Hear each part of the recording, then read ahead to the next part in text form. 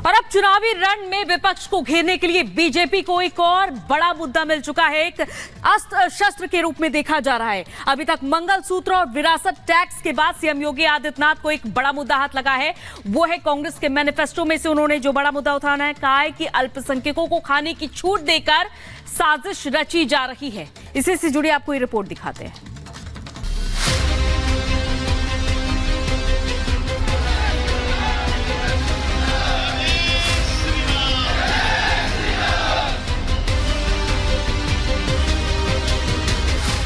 वह गौकसी कराने का खुली छूट देंगे। क्या आप गौकसी को छूट देंगे क्या?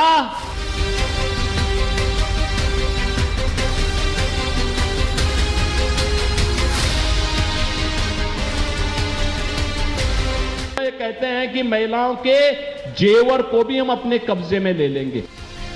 कांग्रेस का चुनावी घोषणा पत्र, वो मैनिफेस्टो जिसमें लिखी बातों को बीजेपी हर रोज मुद्दा बना रही है। चुनावी रैली में कांग्रेस के सच को उजागर कर रही है। पीएम मोदी के बाद अब यूपी के सीएम कांग्रेस मैनिफेस्टो को लेकर मुखर हुए हैं। संपत्ति, आर्थिक सर्वे, विरासत टैक्स के बाद अब मामला गोकशी तक पहुंच गया है। सीएम योगी ने कांग्रेस के चुनावी घोषणा पत्र में लिखी बातों को लेकर करारा हमला किया है। योगी आदित्यनाथ ने संभल लोकसभा क्षेत्र के बिलारी में जनसभा की, जहां की धरती पर भ्रष्टाचार और चुनावी घोषणा पत्र पर कांग्रेस गिर गई। योगी ने चुन चुन कर अपने भाषणों में कांग्रेस पर हमला किया। विरासत टैक्स के बाद गोकशी पर कांग्रेस को घेरा। कांग्रेस ने अपने घोषणा पत्र में दो बातें और कही हैं। विरासत टैक्स के साथ साथ उन्होंने एक बात और कही है। उन्होंने कहा है अल्पसंख्यकों को उनकी पसंद की खाने की स्वतंत्रता देंगे, यानी वह गौकसी कराने का खुली छूट देंगे। क्या आप गौकसी को छूट देंगे क्या? योगी आदित्यनाथ यही नहीं रुके। उन्होंने कांग्रेस पर गोकशी के जरिए देश की आस्था के साथ खिलवाड़ की साजिश रचने का आरोप लगाया। अरे इन बेशरम लोगों को देखो ना, भारत की आस्था के साथ कैसे खिलवाड़ कर रहे हैं। कह रहे हैं उनको खुली छूट देंगे। अरे कैसे हो सकता है? जिस गाय को हम माता मानते हैं, जिसको हमारा शास्त्र कहता है कि गाओ विश्वस्य मातरम्, उस गौ माता को एक काटने के लिए देंगे कसाईयों को। क्या हिंदुस्तान इसको स्वीकार कर पाएगा क्या? ये कोई पहली बार नहीं है जब सीएम योगी चुनावी रण में कांग्रेस पर हमलावर हुए हों। इससे पहले भी वो कांग्रेस के मैनिफेस्टो पर सवाल उठा चुके हैं, जमकर लताड़ लगा चुके हैं। विरासत टैक्स पर कांग्रेस की मंशा को बेनकाब करने के साथ साथ सीएम योगी ने कांग्रेस के चुनावी घोषणा पत्र को महिलाओं की संपत्ति जब्त करने वाला बताया। वे कह रहे हैं हम सर्वे कराएंगे। देखो, कल सुप्रीम कोर्ट ने भी कहा है कि स्त्री धन पर केवल स्त्री महिला का अधिकार है, कोई दूसरा अधिकार नहीं कर सकता। लेकिन ये बेशरम लोगों को देखो ना, ये कहते हैं कि महिलाओं के जेवर को भी हम अपने कब्जे में ले लेंगे। क्या हिंदुस्तान इसको स्वीकार करेगा क्या? क्या स्वीकार करेगा क्या? लेकिन इनकी हालत देखो। और किसको बांटेंगे? ये आपकी संपत्ति को बांटने का काम किसको करेंगे? बांग्लादेशी घुसपैठियों को, रोहिंग्या लोगों को, जो विदेशी आए हैं घुसपैठिए, उनको बांट देंगे ये लोग। क्या आप कोई हिंदुस्तान इसको स्वीकार कर पाएगा क्या? कांग्रेस ने 5 अप्रैल को अपना घोषणा पत्र जारी किया। 6 अप्रैल को सबसे पहले पीएम मोदी ने सहारनपुर की रैली में मैनिफेस्टो को लेकर सवाल उठाए और तब से बीजेपी कांग्रेस के घोषणा पत्र में लिखी हर एक लाइन को मुद्दा बना रही है। तीसरे चरण का रण 7 मई को है और इसी दिन संभल में भी वोटिंग होगी, जहां बीजेपी के लिए जीत की राह इतनी आसान नहीं है, क्योंकि संभल में एसपी और बीएसपी के बीच कड़ा मुकाबला है। बीजेपी की जीत हार का कारण बीएसपी प्रत्याशी बनेगा।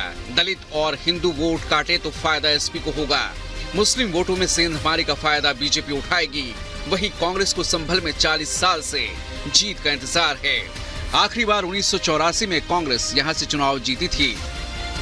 संभल सीट को मुस्लिम बहुल माना जाता है। यादव परिवार का गढ़ मानी जाती है संभल सीट। अब अगर यहां आबादी की बात करें तो यहां पर 82% मुस्लिम वोटर हैं, तो हिंदू मतदाताओं की संख्या महज 18% है। अब ऐसे में संभल में सीएम योगी का दिया ये बयान बेहद अहम माना जा रहा है, क्योंकि अगर संभल में दलित बीजेपी के साथ आ गए तो सपा का सारा खेल बिगड़ जाएगा और जीत बीजेपी की सुनिश्चित हो जाएगी। Bureau report, Republic Bharat. तो लोकसभा चुनाव के 2 चरण समाप्त हो गए हैं और पूरी तरह से हावी नजर आ रही है बीजेपी। और हमारे सहयोगी राघवेंद्र इस वक्त हमारे साथ जुड़ गए हैं। राघवेंद्र, ऐसा लग रहा है पिछले 2 हफ्तों से कि कांग्रेस का मैनिफेस्टो ही अब अहम मुद्दा हो गया है और बीजेपी के तमाम नेता, प्रधानमंत्री से लेकर सीएम आदित्यनाथ तक, लगातार उसी मैनिफेस्टो को लेकर कांग्रेस पर हमला कर रहे हैं। देखिए, कांग्रेस पार्टी ने जो मैनिफेस्टो जारी किया है वही मूल विवाद का जड़ है। उस मैनिफेस्टो में ऐसी लाइनें दे दी हैं कि सरकार को, यानी कि सत्ता पक्ष को एक मौका मिल गया है कांग्रेस पे हमला बोलने के लिए। कल आपने देखा होगा कि मुख्यमंत्री योगी आदित्यनाथ जबरदस्त हमला बोले हैं कांग्रेस के ऊपर, बेशरम तक कह दिए। उन्होंने कहा कि जिस गाय की हम पूजा करते हैं, जिस गाय के सम्मान के लिए वर्षों वर्ष तक संघर्ष किया गया है, उसी गाय के गौकसी का वो अधिकार दे रहे हैं अपने मैनिफेस्टो में। इससे बड़ी बात क्या हो सकती है।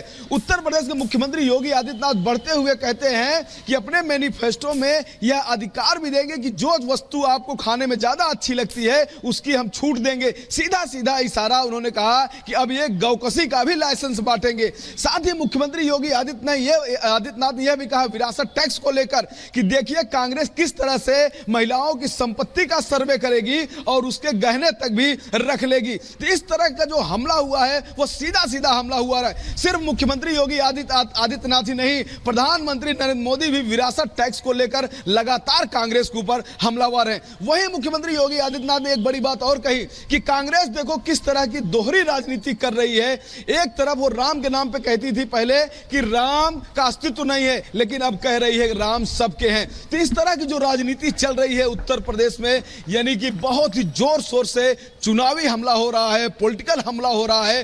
अब कांग्रेस इसका बचाव कैसे करती है, कैसे इसको डिफेंड करती है, क्योंकि कांग्रेस ने पहले कहा, जब भारतीय जनता पार्टी ने 400 पार का नारा लगाया तो उन्होंने कहा कि जब ये आएंगे 400 पार का नारा इसलिए लगा रहे कि संविधान बदलेंगे, ये लोकतंत्र बदलेंगे, ये बहुत कुछ बदलेंगे। बिल्कुल, लेकिन जैसा कि आप खुद भी कह रहे हैं राघवेंद्र कि कांग्रेस आखिर डिफेंड कब करती है, क्योंकि आरोप जो लगाए जा रहे हैं उस पर अभी तक कांग्रेस की ओर से ऐसी कोई प्रतिक्रिया नहीं आई है कि डिफेंड खुद को कर रही है। बहुत बहुत शुक्रिया राघवेंद्र तमाम जानकारी के लिए। चलिए बड़ी खबर का रुख कर लेते हैं। दिल्ली हाईकोर्ट ने आप सरकार को फटकार लगाई है 2 लाख स्कूली बच्चों को किताब देने के मामले में, और ये कहा है कि सिर्फ और सिर्फ केजरीवाल अपना फायदा देख रहे हैं, उन्हें सत्ता का मोह है, उन्हें इस्तीफा दे देना चाहिए था। गिरफ्तारी के बाद उन्होंने इस्तीफा नहीं दिया है और केजरीवाल निजी हित को ऊपर रख रहे हैं। जैसा कि आपको बताते चले कि नगर निगम के स्कूली बच्चों को किताबें नहीं मिल पा रही हैं और इसी बात को लेकर के दिल्ली हाईकोर्ट ने नाराजगी जताई है सीएम केजरीवाल पर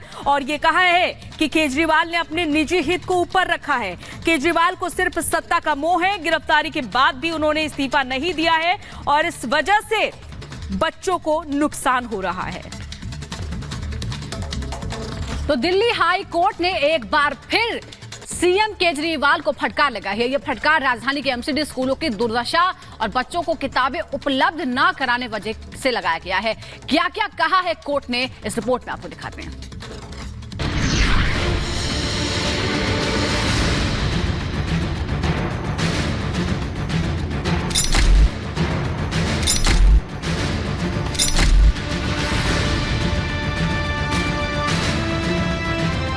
'क्या दिल्ली के सीएम केजरीवाल को सत्ता की चाह है? क्या वो खड़ियाली आंसू बहा रहे हैं? क्या केजरीवाल ने व्यक्तिगत हित को सबसे ऊपर रखा है? ये सवाल इसलिए क्योंकि दिल्ली हाईकोर्ट ने इन बिंदुओं पर दिल्ली के सीएम को फटकार लगाई। न सिर्फ फटकार लगाई बल्कि ये भी कहा कि हमें उस रास्ते पर जाने के लिए मजबूर कर रहे हैं जिस पर हम नहीं जाना चाहते। आखिर ऐसा क्या हुआ कि हाईकोर्ट केजरीवाल पर भड़क गया, वो भी जानना जरूरी है।